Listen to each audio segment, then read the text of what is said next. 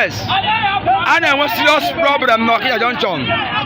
Consigned Okija Youth Council. I'm going to watch every year and there. I see no parking. No parking. No parking. Yata. Ina nye buga se park si lo block si lo iya ina na highway.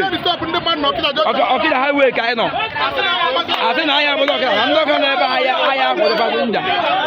Then I go to the element in Laba. A lot of problems everywhere.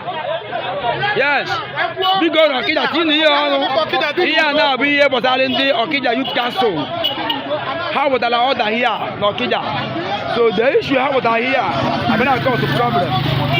I don't talk about Agba has to approve the machine. Now I go. Hana mengafe. Oh no, but that's boss now, but that's Okija. I park is it? Then yeah, but in Agba Ghara that we should not park anywhere else. Problems everywhere. Here is in Okija Junction happening right now. So till here, come out here, see me because in Okija.